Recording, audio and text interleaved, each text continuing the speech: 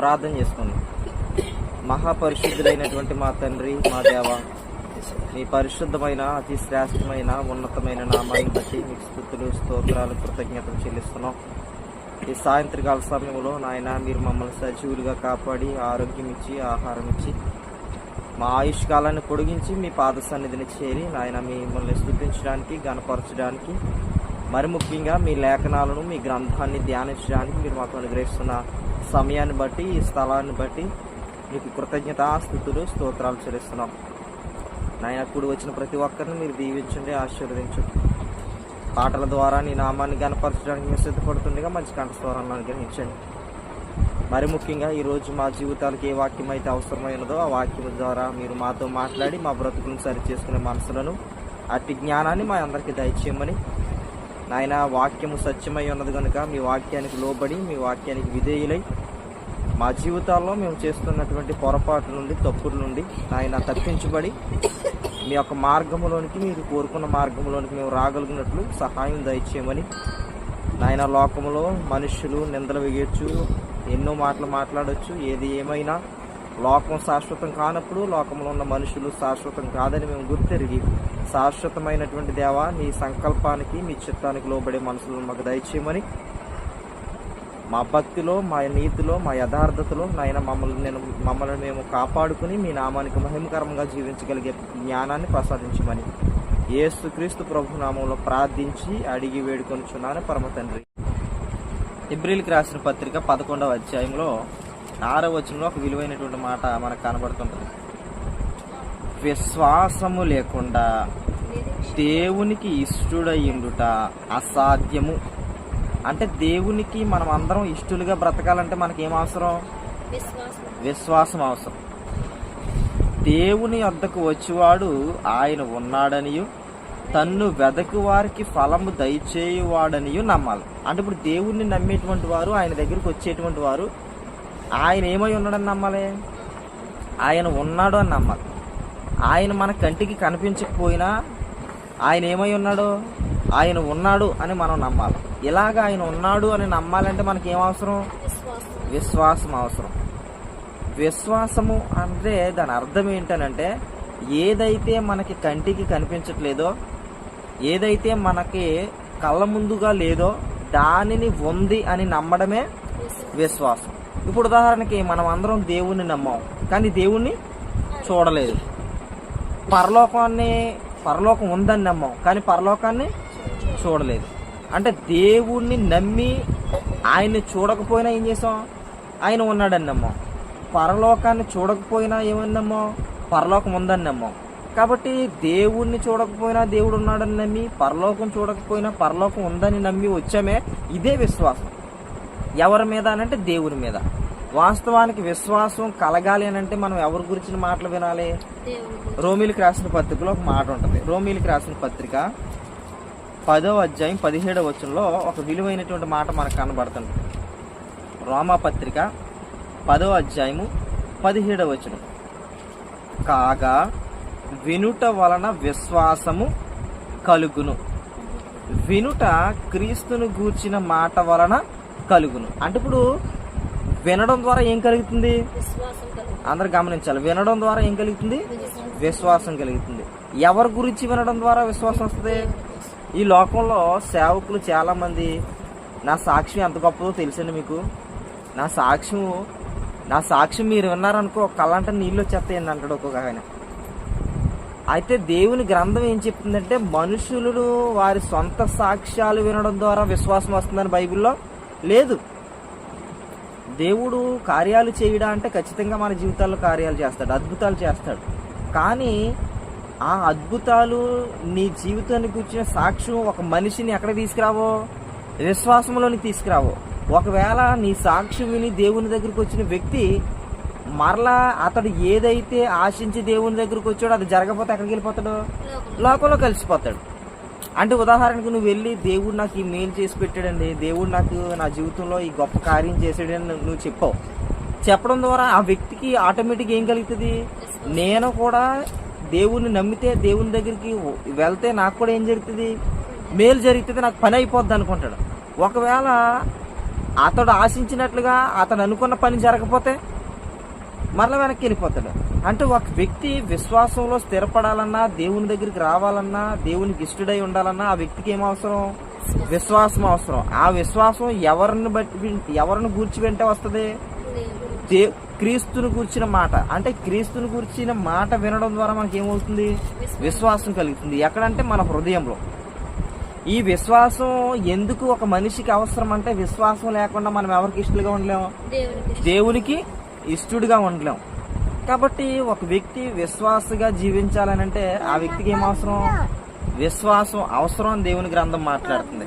కాబట్టి ఒక విలువైనటువంటి సంగతిని మనం ఆలోచన చేయాలి అని అంటే, మనం అందరం ఏం పొందుదామని దేవుని దగ్గరికి వచ్చాం?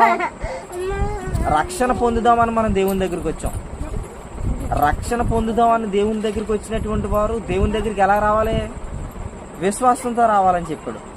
విశ్వాసంతో వచ్చినటువంటి వారికి దేవుడు ఏమనుగ్రహిస్తాడంటే రక్షణ అనుగ్రహిస్తాడు.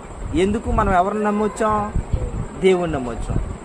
మనం రక్షణ పొందాలి అని అంటే ఎవరిని నమ్మాలి, ఎవరిని విశ్వసించాలి? అది చాలా ఇంపార్టెంట్. ఒక మాటను మనం చూద్దాం. అసలు రక్షణ, ఒక మనిషిని రక్షించడానికి గల శక్తి ఎందులో ఉంది? ఒక మాటను మీకు చూపిస్తాను. కొరింథీయులకు రాసినటువంటి పత్రికలో, కొరింథీయులకు రాయబడినటువంటి మొదటి పత్రిక, దేవుని యందు విశ్వాసం ఉంచినటువంటి మనము, దేవునిని నమ్మి ఆయన దగ్గరికి రక్షణ పొందడానికి వచ్చినటువంటి మనం రక్షించబడాలంటే దేవుడు ఆ రక్షించబడే శక్తిని దేంట్లో పెట్టాడో ఒక మాటను చూపిస్తాను. కొరింథీయులకు రాసినటువంటి మొదటి పత్రిక 1వ అధ్యాయము 18వ వచనాన్ని చదువుదాం. సిలువను గూర్చిన వార్త. దేని గూర్చిన వార్త? సిలువను గూర్చిన వార్త నశించుచున్న వారికి వెర్రితనము గాని రక్షింపబడుచున్న మనకు దేవుని శక్తి.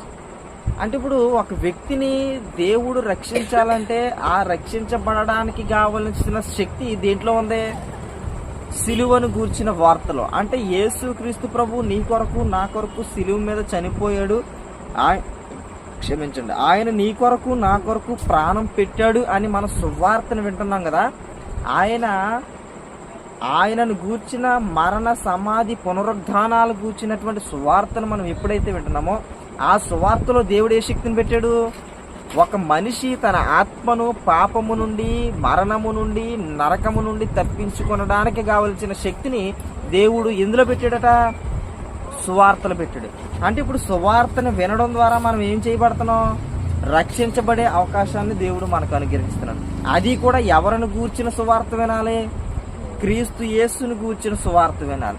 ఎందుకు అని అంటే, క్రీస్తును గూర్చిన మాటలే మనం ఎందుకు వినాలి? క్రీస్తునే ఎందుకు మనం రక్షకుడిగా అంగీకరించాలి?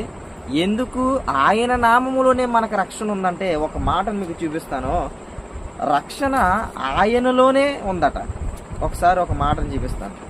యోహాను సువార్త, క్షమించండి, యోహాను మొదటి పత్రిక, యోహాను రాసినటువంటి మొదటి పత్రిక, యోహాను రాసినటువంటి మొదటి పత్రిక 4వ అధ్యాయము, పేజీ నంబర్ 223 పేజీ, 4వ అధ్యాయము 14వ వచనాన్ని మనం చదువుదాం. మరియు తండ్రి తన కుమారుని లోకరక్షకుడుగా ఉండుటకు పంపియుండుట మేము చూచి సాక్ష్యం ఇస్తున్నాం. అన్నప్పుడు తండ్రి అయిన దేవుడు తన కుమారుడైనటువంటి యేసుక్రీస్తు ప్రభువుని ఎలా నియమించాడట? లోకరక్షకుడిగా ఉండడానికి. అంటే ఇప్పుడు సర్వ ప్రపంచం రక్షించబడాలంటే ఎవరి దగ్గరికి రావాలి? యేసుక్రీస్తు దగ్గరికి రావాలి. ఎందుకు అని అంటే, రక్షకుడిగా నియమించింది ఎవరు? తండ్రి అయిన దేవుడు. నియమింపబడి రక్షకుడిగా నియమింపబడి భూమి మీదకి వచ్చింది ఎవరు? కుమారుడైనటువంటి యేసుక్రీస్తు ప్రభు. ఇప్పుడు తండ్రి అయిన దేవుడు నియమించాడట ఎలాగూ ఉండడానికంటే, సర్వ ప్రపంచానికి లోక రక్షకుడిగా ఉండడానికి యేసు ప్రభుని.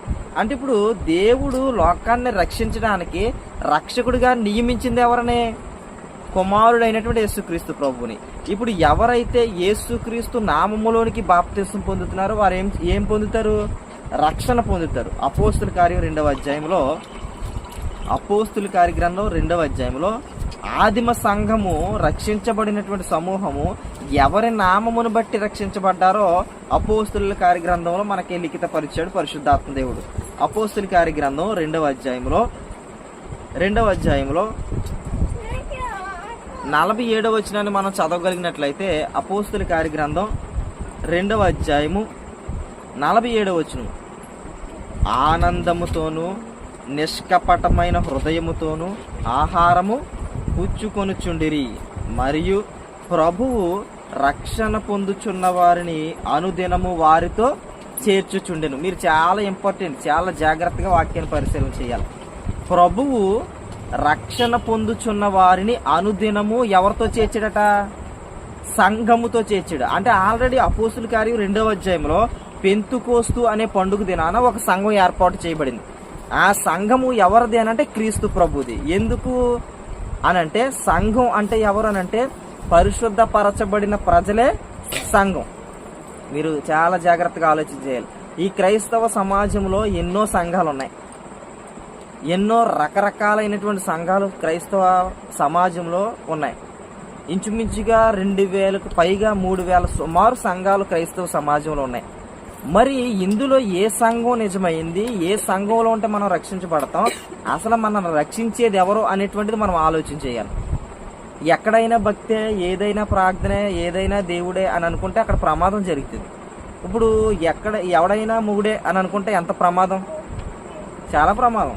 ఇంటికి వచ్చినోడల్లా మొగుడు అన్నాం అనుకో, ఎంత దరిద్రంగా ఉంటుంది, చాలా ప్రమాదం. ఏదైనా సంఘమే, ఎక్కడైనా ప్రార్థనే అని అంటే బైబిల్ ఒప్పుకోవట్లేదు. ఒకవేళ నువ్వు ఒప్పుకోవచ్చు, నువ్వు అంగీకరించవచ్చు, ఎక్కడైనా దేవుని మాటలే కదా అని అనుకోవచ్చు, కానీ బైబిల్ ఒప్పుకోవట్లేదు. బైబిల్ ఏం చెప్పిందంటే యేసు ప్రభుని తండ్రి ఎలా నియమించాడట? లోక రక్షకుడిగా ఉండడానికి నియమించాడట. అంటే లోకాన్ని అంతటికి కూడా రక్షకుడు ఒక్కడున్నాడా? చాలా మంది ఉన్నారా? ఒక్కడే రక్షకుడు. ఒక్కడే రక్షకుడు అయి ఉన్నప్పుడు ఆ రక్షకుడు రక్షించిన వారిని ఎందులో చేర్చాడట? ఆయన సంఘములో. మీరు అదే చదవండి, అపోస్తుల కార్యం 2వ అధ్యాయంలో 47వ వచనంలో, ఆనందముతోనూ నిష్కపటమైన హృదయముతోనూ ఆహారము పుచ్చుకొనుచుండిరి, ప్రభువు రక్షణ పొందుచున్న వారిని అనుదినము వారితో చేర్చుచుండెను అనంటే మొట్టమొదటిగా ప్రారంభించబడిన యెరూషలేములో ప్రారంభించబడిన సంఘం పేరు ఏంటట? క్రీస్తు సంఘం. ఎందుకు ఆ సంఘం కోసం ప్రాణం పెట్టింది ఎవరో? యేసుక్రీస్తు ప్రభు. ఆ సంఘం కోసం పరలోకం విడిచి భూమి మీదకి వచ్చింది ఎవరో? యేసుక్రీస్తు ప్రభు. ఆ సంఘం కోసం సమాధి చేయబడి మూడవ రోజున తిరిగి లేచింది ఎవరు? యేసుక్రీస్తు ప్రభు. ఇన్ని చేసిన ప్రభు ఈ సంఘం ఎవరిదన్నాడు? ఆయనదన్నాడు. ఒక మాట జీవితం చూడండి, చాలా విలువైనటువంటి మాట, మీకు అర్థమవుతుంది మాట. మత్తయి సువార్త 16వ అధ్యాయము 18వ వచనాన్ని చదవండి. మత్తయి సువార్త 16:18లో ఒక విలువైన మాట మనకు కనబడుతుంది.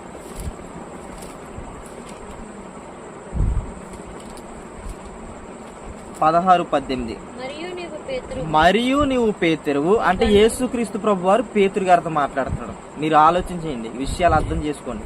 మరియు నువ్వు పేతురువు, ఈ బండ మీద నా సంఘమును కట్టుదును. చాలా జాగ్రత్తగా ఆలోచన చేయాలి. అంటే ఈ బండ మీద నా సంఘమును కట్టుదును. యేసుప్రభు ఎన్ని సంఘాలు కడతానని చెప్పాడు? నా అంటే ఒక్కటా లేకపోతే చాలా ఉన్నాయా? నా అంటే ఎవరిది? ఈమె నా భార్య అంటే ఈవిడ ఎవరికి భార్య? నాకు మాత్రమే భార్య. ఇది నా ఇల్లు అంటే ఇల్లు ఎవరిదే? నాది మాత్రమే ఇల్లు, ఇంక వేరే ఎవరిదే కాదు. ఇప్పుడు యేసుప్రభు ఏం చెప్పాడంటే నేను నా సంఘమును కట్టుదును అని చెప్పాడు.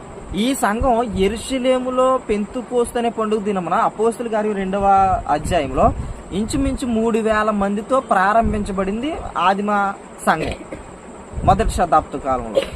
ఇప్పుడు యేసుక్రీస్తు ప్రభు ఎన్ని సంఘాలు కడతానని చెప్పాడు? ఒక్క సంఘం. ఇప్పుడు క్రైస్తవ సమాజంలో ఎన్ని సంఘాలు ఉన్నాయి? చాలా మంది ఏమంటారంటే ఏ సంఘం అయితే ఏముందంటారు. ఏ సంఘం అయితే ఏముంది అనేటువంటి ప్రజలకి బైబిల్ అడిగే ప్రశ్న ఏంటంటే యేసు ప్రభు ఎన్ని సంఘాలు కడతానని చెప్పాడు? ఒక్క సంఘమే కడతాన్నాడు. అది కూడా ఆయన ఏం చెప్పాడు? డైరెక్ట్ గా చెప్పాడు, ఆయన నా సంఘాన్ని కడతానన్నాడు. అంటే ఇప్పుడు ఆ సంఘం ఎవరిదే? క్రీస్తుది. కాబట్టి క్రీస్తు సంఘములో ఉన్న వారికి రక్షణ ఉంటుందా అని అంటే ఖచ్చితంగా ఉంటుందని చెప్పింది గ్రంథం. మరి క్రీస్తు సంఘంలో లేనటువంటి వారి పరిస్థితి ఏంటి? మీరు ఎప్పుడైనా ఆలోచన చేశారా? తండ్రి అయిన దేవుడు యేసు ప్రభుని ఎలా నియమించాడని చెప్పాం? లోకానికి రక్షకుడిగా ఉండడానికి నియమించాడని చెప్పాం. మొదటి యోహాను పత్రిక 4వ అధ్యాయం 14వ వచనంలో ఒక మాట చూపించాం చూడండి. ఆల్రెడీ మేము చదివాం, కానీ మరలా ఒకసారి ఒక మాట చూపిస్తాను. మొదటి యోహాను పత్రిక మీరు విషయాలు ఆలోచన చేయండి. వచ్చాము కూర్చున్నాము వెళ్ళిపోయాము అన్నట్టుగా ఉంటే మీకు విషయాలు అర్థం కాదు. మొదటి యోహాను పత్రిక 4వ అధ్యాయము 14వ వచనం. ఈ మాటను మీరు జాగ్రత్తగా మనసు పెట్టండి. మరియు తండ్రి తన కుమారుని లోకరక్షకుడిగా ఉండుటకు పంపి ఉన్నాడు. అంటే ఇప్పుడు ఒక మాట మీరు ఆలోచించేయండి. లోకానికి ప్రభువుని పంపించింది ఎవరు? తండ్రి. ఏ ఉద్దేశంతో పంపించాడు? సర్వ ప్రపంచాన్ని రక్షించడానికి లోకరక్షకుడిగా నియమించి పంపాడట. అంటే వచ్చిన ఆయన ఎలాగొచ్చాడు? అందరినీ రక్షించడానికి వచ్చాడు. ఈ రక్షించడానికి వచ్చిన ఆయన అందరి కోసం ఏం కార్చాడు? భూమి మీద రక్తం కార్చాడు. ఈయన రక్తంతో ఏం కొన్నాడో ఒకసారి ఒక మాట చూపిస్తాను. ఇప్పుడు లోకానికి ఎవరు వచ్చారు? యేసు ప్రభు వచ్చాడు. ఏ ఉద్దేశంతో పంపించాడు తండ్రి? సర్వలోకాన్ని రక్షకుడిగా ఉండి ఆయన రక్షించాలి. దేన్ని? సర్వ ప్రపంచాన్ని. ఇప్పుడు వచ్చిన ఆయన ఏం కార్చాడో చూపిస్తాను చూడండి. అపోస్తుల కార్యం 20వ అధ్యాయం 28వ వచనం. అపోస్తుల కార్యం 20వ అధ్యాయం 28వ వచనం. అపోస్తుల కార్యగ్రంథం 20వ అధ్యాయం 28వ వచనం.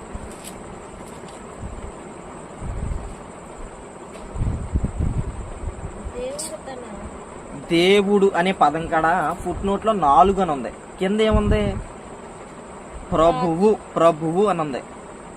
అని అంటే ఇప్పుడు దేవుడు తన స్వరక్తం ఇచ్చి అన్నాడు. అంటే ఇప్పుడు ఏ దేవుడు సంఘం కోసం రక్తం ఇచ్చాడు? కుమారుడైనటువంటి యేసుక్రీస్తు ప్రభు. దేవుడు తన స్వరక్తం ఇచ్చి సంపాదించిన తన సంఘం. మీరు ఇక్కడ పాయింట్ గమనించారు.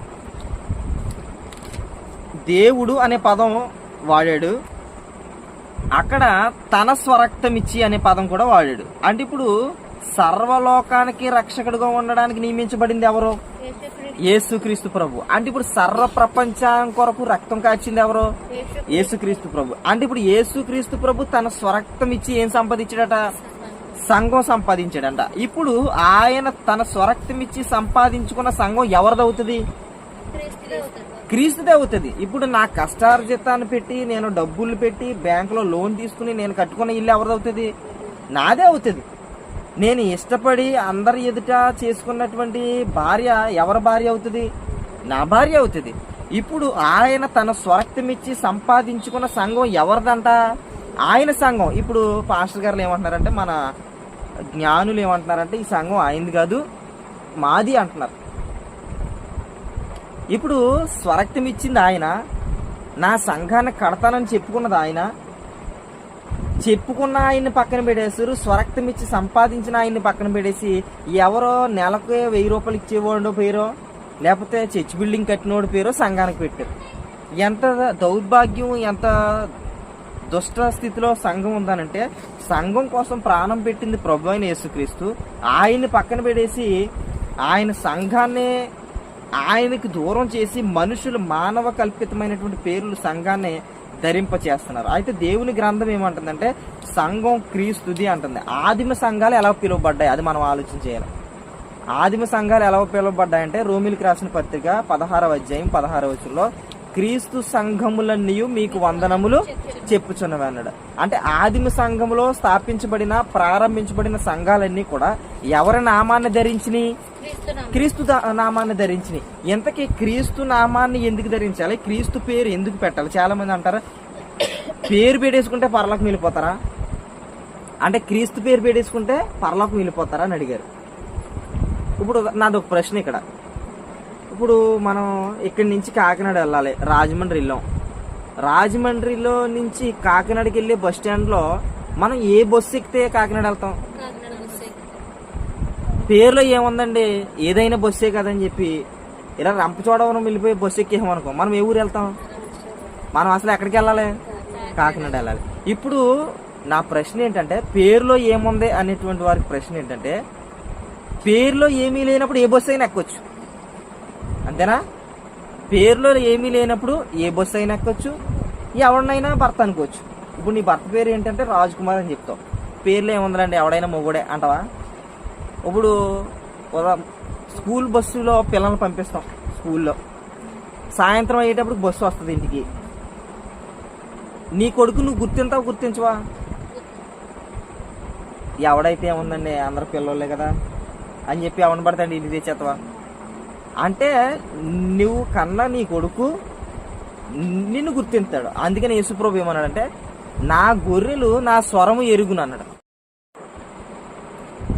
నువ్వు ఆయన గొర్రెవు అయితే ఎక్కడ ఉండాలి? ఆయన కట్టిన సంఘంలో ఉండాలి. అంటే నా గొర్రెలు నా స్వరం ఎరుగును అని అంటే నువ్వు ఆయన స్వరం ఎరిగి ఆయన సంఘంలో లేవంటే నువ్వు ఎవరి గొర్రెవు కాదు? క్రీస్తు ప్రభుకు సంబంధించిన గొర్రెవు కాదు. ఆయన మందలో లేవు నువ్వు. మరి ఆయన మందలో లేకుండా ఆయన మేపుతాడని నువ్వు ఎలా ఫీల్ అవుతున్నావు? ఎలా గుర్తిస్తున్నావు? ఆయన ఇప్పుడు నీ ఇంట్లో ఉన్న వారిని మాత్రమే నీ ఇంటిలో ఉన్న వారిని మాత్రమే నువ్వేం చేస్తావు? పోషిస్తావు, సంరక్షిస్తావు. నీ ఇంటిలో లేని వారు నువ్వేం చెయ్యు? పోషించు, సంరక్షించు. ఇప్పుడు సంఘము అని అంటే బైబిల్ ఏం చెప్పింది అంటే దేవుని ఇల్లు అని చెప్పింది. సంఘం ఎవరి ఇల్లు? దేవుని ఇల్లు. దేవుని ఇంటిలో ఉండాలంటే మనం ఏ సంఘంలో ఉండాలి? క్రీస్తు సంఘంలో ఉండాలి. ఎందుకు? క్రీస్తు ఏం చెప్పాడు? నా స్వరక్తం ఇచ్చి నేను సంపాదించుకున్నానని చెప్పాడు. ఇప్పుడు ఆ సంఘంలో లేకుండా ఎక్కడైనా దేవుడే ఏదైనా సంఘమేనంటే ఆయన ఇంటిలో లేని వారిని ఆయన ఏం చేయడు? పోషించడు. మరి అందరికీ మేలు జరుగుతున్నాయి కదండి. ఏ సంఘంలో ఉన్నా ఏమవుతున్నాయి? అందరికీ మేలు జరుగుతున్నాయి. ఇక్కడ ఒక ప్రశ్న ఏంటంటే క్రీస్తు సంఘంలో ఉన్న వాళ్ళకి పరలోకం గ్యారంటీ అని బైబిల్ ఎక్కడా చెప్పలేదు. బ్రతుకు బాగుండాలని చెప్పింది. ఇక్కడ క్రీస్తు సంఘాన్ని ఇష్టపడలేనటువంటి వారు అడిగే ప్రశ్న ఏంటంటే మీరు పేరు పెట్టేసుకుంటే పరలోకం వెళ్ళిపోతారా? బైబిల్ చెప్పలేదు పేరు పెట్టుకుంటే పరలోకం వెళ్తారని బైబిల్ చెప్పలేదు. కానీ బైబిల్ ఏం చెప్పిందంటే క్రీస్తు బోధ యందు నిలిచి ఉండాలని చెప్పింది. క్రీస్తు ఏం చెప్పాడు? నేనే మార్గము, నేనే సత్యము, నేనే జీవం. ఎక్కడికి? పరలోకానికి. ఇప్పుడు నేను అదే అడిగాను, కాకినాడ వెళ్ళాలనుకున్న వాళ్ళు ఏ బస్సు ఎక్కాలి? కాకినాడ బస్సు ఎక్కాలి. పరలోకం వెళ్ళాలనుకున్న వాళ్ళు పరలోకానికి దారి చూపించి ఆయన్ని పట్టుకోవాలి. ఇప్పుడు పరలోకానికి దారి ఎవరో? క్రీస్తు ప్రభు. ఆయన చూపించే దారిలో ఆయన అడుగుజాడల్లో నువ్వు నడిస్తే నువ్వు ఎక్కడికి వెళ్తావు? పరలోకం వెళ్తావు. ఇప్పుడు ఆయన్ని పక్కన పెట్టేసి ఏదైనా సంఘమే, ఎక్కడైనా ప్రార్థన, ఏదైనా భక్తే, ఎవరైనా పాస్టర్ గారే. ఇంకా దారుణమైన ప్రశ్న ఏంటంటే మా అయ్యగారి కంటే ఎక్కువ తెలిసి నీకు అంటారు. ఇప్పుడు అయ్యగారిని నమ్మాలా దీన్ని నమ్మాలా? అయ్యగారు నమ్మాలా దీన్ని నమ్మాలా? మరి ఇప్పుడు మా అయ్యగారి కంటే ఎక్కువ తెలుసా, మా అయ్యగారి కంటే ఎక్కువ తెలుసా అనేవారుని అయ్యగారిని ప్రేమించారా వాక్యాన్ని ప్రేమించారా? అయ్యగారిని ప్రేమించారు. ఇప్పుడు అయ్యగారు ఎక్కడికి వెళ్తాడో? అయ్యగారు దీన్ని నమ్మలేదనుకో అయ్యగారు కూడా నరకానికే వెళ్తాడు. ఎంత గొప్ప అయ్యగారు అయినా, ఎంత పెద్ద గౌన్ వేసుకున్నా, ఎన్ని మీసాలు తిరిగినా, ఎన్ని సంఘాలు కట్టినా ఎక్కడికి వెళ్తాడని చెప్పింది? అయ్యగారి ఉద్దేశం వేరు, దేవుని చిత్తం వేరు. ఒక మాట జీవితం చూడండి, మత్తయి సువార్త 7వ అధ్యాయం. మత్తయి సువార్త 7వ అధ్యాయంలో ఒక విలువైన మాట మనకు కనపడుతుంది. అయ్యగారులు నమ్ముకుని సమాజం ఎక్కడికి వెళ్తుందో బైబిల్ చెప్పేసింది, ముందుగానే చెప్పింది బైబిల్. మత్తయి సువార్త 7వ అధ్యాయము 21వ వచనం ఒక చాలా తేట తెల్లగా మాట్లాడుతుంది చూడండి. ప్రభువా ప్రభువా, చాలా చక్కగా పిలుస్తున్నారంట. ప్రభువా ప్రభువా అంటున్నారంట. ఎక్కడుండి? భూమి మీద ఉండి చాలా చక్కగా పిలుస్తున్నారంట. ప్రభువా ప్రభువా అని నన్ను పిలుచు ప్రతివాడు పరలోకం వచ్చాడు, పరలోకం ప్రవేశింపడు గాని పరలోకమందున్న నా తండ్రి చిత్త ప్రకారం చేయువాడే ప్రవేశిస్తాడు. అంటే పరలోకం వెళ్ళడానికి రెండు మార్గాలు ఉన్నాయి. ఒకటే, నువ్వేమనుకుంటున్నావంటే ప్రభా ప్రభు అని ప్రార్థన చేసేసినంత మాత్రాన, లేకపోతే ఆన్లైన్ ప్రార్థన చేసేసినంత మాత్రాన, ఉపవాస ప్రార్థన చేసేసినంత మాత్రాన నువ్వు ఎక్కడికి వెళ్ళిపోతావు అనుకుంటున్నావు? పరలోకం వెళ్ళిపోతాను అనుకుంటున్నావు. కానీ దేవుడు ఏం చెప్పాడంటే మీరు ఎన్ని ఉపవాసాలు చేసినా, ఎన్ని సంపూర్ణ రాత్రి ప్రార్థనలు చేసినా, ఎన్ని దీర్ఘకాలిక ప్రార్థనలు చేసినా, ఎన్న మోకాల ప్రార్థనలు చేసినా, ఎంత కన్నీరు కార్చినా ఎక్కడికి రారో? పరలోకం రారో. ఎందుకు అని అంటే మీ భక్తి ఎవరి ఇష్ట ప్రకారంగా లేదు, దేవునికి ఇష్ట ప్రకారంగా లేదు. నువ్వు దేవుడు మెచ్చుకునే భక్తి చెయ్యాలంటే అసలు ఎక్కడుండి చెయ్యాలి? క్రీస్తు కట్టిన సంఘం నుండి చెయ్యాలి. ఎందుకనంటే దేవుడు లోకానికి రక్షకుడుగా ఉండడానికి ఎవరిని పంపించాడు? క్రీస్తుని పంపించాడు. క్రీస్తు వచ్చి ఏం స్థాపించాడు? భూమి మీద ఒక సంఘాన్ని స్థాపించాడు. అసలు పరలోకానికి దేవునికి మనుషులకి మధ్యవర్తి ఎవరు అనంటే కుమారుడైన క్రీస్తు. ఆ క్రీస్తు సంఘాన్ని స్థాపించాడు. ఆ సంఘం ఎవరిదే? క్రీస్తుది. ఇప్పుడు నువ్వు భక్తి చెయ్యాలంటే ఎక్కడుండి చెయ్యాలి? ఇప్పుడు ఉదాహరణకు ఒక ప్రశ్న అడుగుతాను. చిన్నప్పుడు మనం స్కూల్లో చదువుకునేటప్పుడు పరుగు పందెం పోటీలు పెట్టేవారు. పరుగు పందెం పోటీలు పెట్టేటప్పుడు మనం బహుమతి పొందాలంటే ఎక్కడుండి పరిగెట్టాలి? ఎక్కడుండి పరుగు పెట్టాలి? ఇప్పుడు ఇద్దరినో ముగ్గురునో నిలబెట్టి ఆ ముగ్గురిని రెడీ 1 2 3 అనగానే ఏం చేయాలి? పరిగెట్టాలి. ఎవడో పెచ్చోడు ఈ ముగ్గురు దగ్గర నిలబడకుండా ఊరంతా పరిగెడుతున్నాడు అనుకో, వీడికి బహుమతి వస్తుందా? బహుమతి రాదు. కారణం ఏంటంటే అసలు బహుమతి పొందాలంటే నువ్వు ఎక్కడ ఉండాలి? అసలు ముందు పరుగు పందు ఏర్పాటు చేసిన స్థలంలో ఉండాలి. ఇప్పుడు నువ్వు పరలోకం చేరాలంటే పరలోకం చేర్చగలిగిన సంఘంలో ఉండాలి. అంతే తప్ప నువ్వు పిచ్చోళ్ళగా ఊరంతా పరిగెట్టి ఏదైనా సంఘమే అని చెప్పి, ఎక్కడైనా భక్తి అని చెప్పి నువ్వు అక్కడ తిరిగి ఇక్కడ తిరిగి క్రీస్తులో లేకుండా, క్రీస్తు కట్టిన సంఘంలో లేకుండా, నేను ఉపవాసాలు చేశాను, నేను ప్రార్థన చేశాను, నేను స్వస్థతలు చేశాను, కింద చూడండి ఎంత అద్భుతంగా మాట్లాడతాడో. ఆ దినమందు, ఏ దినమందు? తీర్పు దినమందు అనేకులు నన్ను చూచి, ప్రభువా ప్రభువా నీ నామమున మేము దెయ్యములను ప్రవచింపలేదా? నీ నామమున దెయ్యములు వెళ్ళగొట్టలేదా? నీ నామమున అనేకమైన అద్భుతాలు చేయలేదా అని చెప్పుదురు. ఎప్పుడట? ఈ అయ్యగారులు అందరూ గౌన్లు వేసుకున్న అయ్యగారులు అందరూ వెళ్తారట ఎక్కడికి? తీర్పులోకి. ఈ తీర్పులోకి వెళ్ళిన తర్వాత అంటారంట, ప్రభువా నీ కోసం నేను చాలా చేశాను కింద. ఎక్కడ?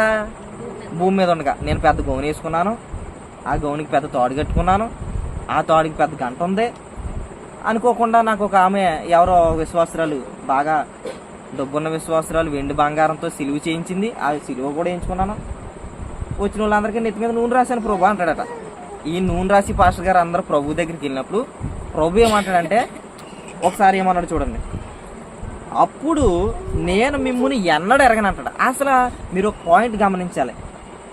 నేను మిమ్మల్ని ఎన్నడూ ఎరగనంటే కింద భూమి మీద ఎలా బ్రతికారో అయ్యగారులు దేవుడు కంటే దేవుడి స్థానంలో పొందేశారు. ఎక్కడ? విశ్వాసుల దగ్గర. మా అయ్యగారి కంటే ఎక్కువ తెలుసా అని అనేస్తుంది కూడా. ఎక్కడ? ఈవిడి. ఇప్పుడు ఆ అయ్యగారికే గతి లేదు. అక్కడికి వెళ్ళిన తర్వాత ఎక్కడికే? పరలోకం వెళ్ళిన తర్వాత. ఎందుకు? ఈ అయ్యగారు ఎవరిలో లేడు? క్రీస్తులో లేడు. ఆయన కట్టిన సంఘంలో లేడు. ఆయన సంఘంలో లేనటువంటి వారికి ఆయనకి పని లేదు, ఆయనకి సంబంధం లేరు. ఎందుకనంటే నా గొర్రెలు నా స్వరం ఎరుగునంటే నువ్వు ఆయన మందలో లేనప్పుడు, నువ్వు ఆయన స్వరం ఎరగలేనప్పుడు నువ్వు నిన్ను ఎలా పోషిస్తాడో, నిన్ను ఎలా పరలోకం చేర్చడు. కానీ ఇక్కడ ఏమంటాడంటే, అక్రమము చేయువారులారా నా యొద్ద నుండి పోండి. ఇక్కడ ఒక పదాన్ని వాడాడు, అక్రమము అన్నాడంటే బైబిల్లో ఏముంది? క్రమం ఉంది. దేనికేనంటే భక్తికి. క్రమమైన సంఘం ఉంది, క్రమమైన విశ్వాసం ఉంది, క్రమమైన ఆరాధన ఉంది. కాబట్టి ఇవన్నీ విడిచిపెట్టి అక్రమం చేస్తే, నీకు ఇష్టం వచ్చింది నువ్వు చేసేసి ఇది భక్తి అని అంటే, నీకు ఇష్టం వచ్చేసింది నువ్వు చేసేసి ఇది ఆరాధన అని అంటే, నువ్వమ్మ గిలగిచ్చగా తెచ్చుకుని ఇక్కడ కూర్చుని గిలగిచ్చగా వాయించేసుకుంటే, ఎవరు దేవుడు చెప్పలేనటువంటి విధానాలన్నీ నువ్వు ఆరాధనలోకి తెచ్చిపెట్టేస్తుంటే నిన్ను పరలోకం దేవుడు తీసుకెళ్ళిపోతాడా? ఇలాగ అడిగామనుకో, మీరు నీతిమంతులా అని అడుగుతారు.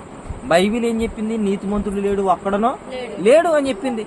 అపోస్తులు కూడా చెప్పారు ఏమని? ఎవడో పాపం చేయలేని వాడు ఎవడో కూడా భూప్రపంచం మీద లేదని చెప్పింది.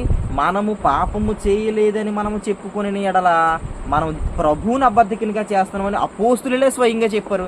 అంటే ఈ భూప్రపంచం మీద మానవ జన్మ ఎత్తిన ఎవడో కూడా సంపూర్ణమైన పరిశుద్ధత సాధించే పరిస్థితి ఈ భూమి ప్రపంచం మీద ఏర్పడదు. కారణం ఏంటంటే మనం ఏ శరీరంలో ఉన్నాం? మానవ శరీరాలతో ఉన్నాం, బలహీనలతో ఉన్నాం. ఏదో క్షణం ఏదో రకంగా మనం అనుదినం ఏం చేస్తున్నాం? పొరపాట్లు చేస్తున్నాం, తప్పులు చేస్తున్నాం. సంఘంలోకి వచ్చినటువంటి వారిని దేవుడు ఏం చేస్తున్నాడు అంటే పరిశుద్ధులుగా చేస్తున్నాడు. పరిశుద్ధత లేకుండా ఎవడో దేవుని చూడడం అని చెప్పాడు. అంటే క్షమించండి, పరిశుద్ధత లేకుండా ఎవడో దేవుణ్ణి చూడాలంటే, అసలు పరిశుద్ధ పరచబడాలంటే నువ్వు ఎక్కడికి రావాలి? సంఘంలోకి రావాలి. పరిశుద్ధ పరిచేది ఎవరు? నిన్ను యేసుక్రీస్తు ప్రభు. దేనిని బట్టి పరిశుద్ధపరుస్తాడు అని అంటే కేవలం ఆయన పరిశుద్ధమైన రక్తాన్ని బట్టి. మరి ఆయన రక్తం కాదని, ఆయన పరిశుద్ధతను కాదని, ఆయన సంఘాన్ని కాదని నువ్వేం సాధిస్తావు? నువ్వు సాధించేది ఏంటంటే ఇంటింటికి తిరిగి సంచిట్టుకుని తిరుగుతుంది తప్ప నువ్వు సాధించగలిగేది ఏమీ ఉండదు.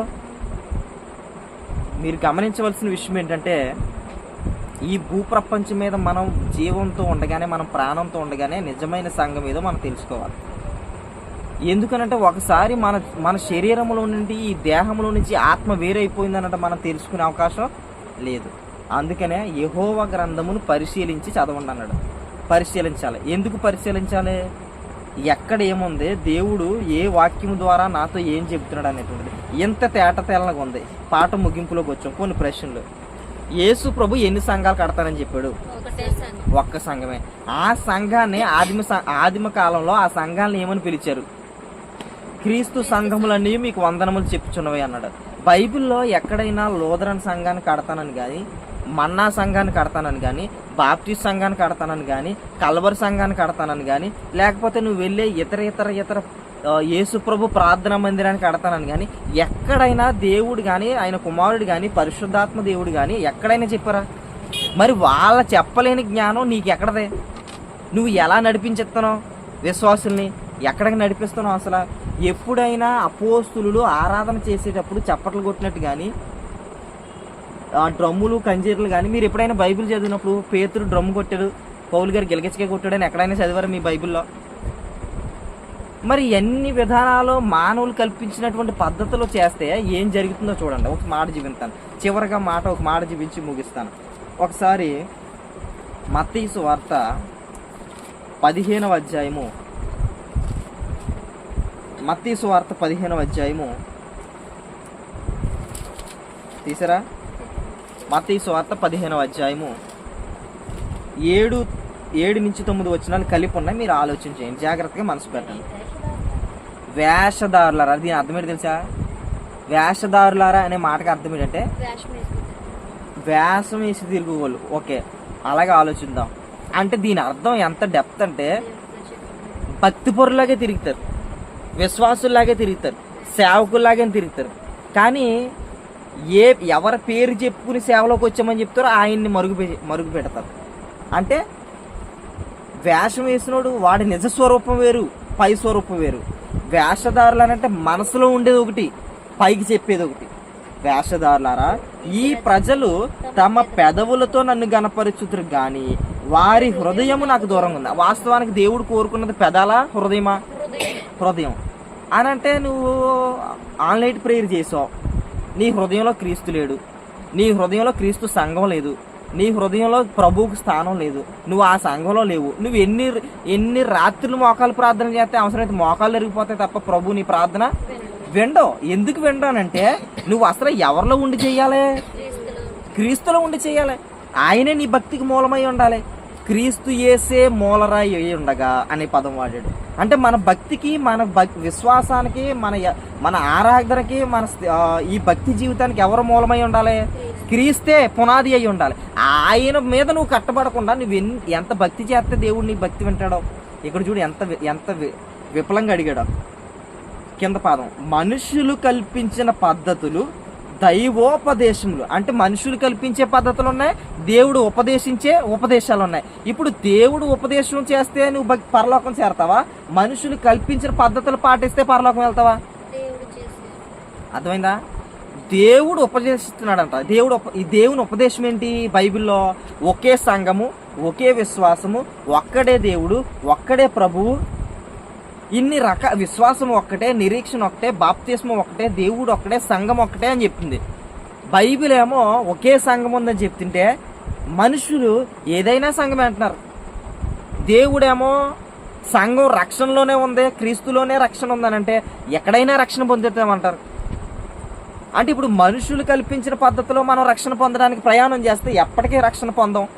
క్రీస్తు కట్టిన సంఘంలోకి వస్తే మనం రక్షించబడతాం. ఇప్పుడు రక్షణ ఇక్కడ ఉందన్నప్పుడు ఎక్కడైతే రక్షణ ఉందని తెలుసుకున్నామో అందులో మనం ఏం చేయాలి? ప్రవేశించాలి. ఒక మాట చూపించాను. గలతీ పత్రిక 3వ అధ్యాయం చివరికి మాట చదివి మనం ఉందాం. గలతీ పత్రిక 3వ అధ్యాయము 27వ వచనం. గలతీలకు రాసిన పత్రిక 3వ అధ్యాయము 27వ వచనం. క్రీస్తులోనికి బాప్తిస్మము పొందిన మీరందరూ క్రీస్తును ధరించుకొని ఉన్నారు. ఒక మాట అంతకంటే పై వచనం, క్రీస్తు యేసునందు మీరందరూ విశ్వాసము వలన దేవుని కుమారులై ఉన్నారు. ఒక్క మాట అడుగుతాను నేను. క్రీస్తు సంఘాన్ని ఇష్టపడని వారు, క్రీస్తు సంఘం అంటే మాకు ఇష్టం లేదు, దాని పేరు మా దగ్గర ఎత్తొద్దు అనేవారు అసలు ఎలా విశ్వాసులు అయ్యారు? ఇక్కడ ఒక పదం, విలువైన పదం ఉంది. క్రీస్తు యేసునందు మీరందరూ విశ్వాసం వలన దేవుని కుమారులు అయ్యారు. మీకు అర్థమైందా? విశ్వాసం ఎలా కలుగుతుంది? క్రీస్తును గూర్చిన మాట వలన కలుగుతుంది. కాగా వినుట వలన విశ్వాసం కలుగును, వినుట క్రీస్తును గూర్చిన మాట వలన కలుగునని చెప్పింది బైబిల్. ఇప్పుడు ఇక్కడ బైబిల్ ఏం చెప్తుందంటే, ఎవరైతే యేసుక్రీస్తునందు విశ్వాసం ఉంచుతున్నారో వారు ఏమవుతున్నారు? దేవునికి కుమారులు అవుతున్నారు. ఇప్పుడు యేసుక్రీస్తునందు నిజంగా విశ్వాసం ఉంచిన వారు ఏ సంఘంలో ఉంటారో?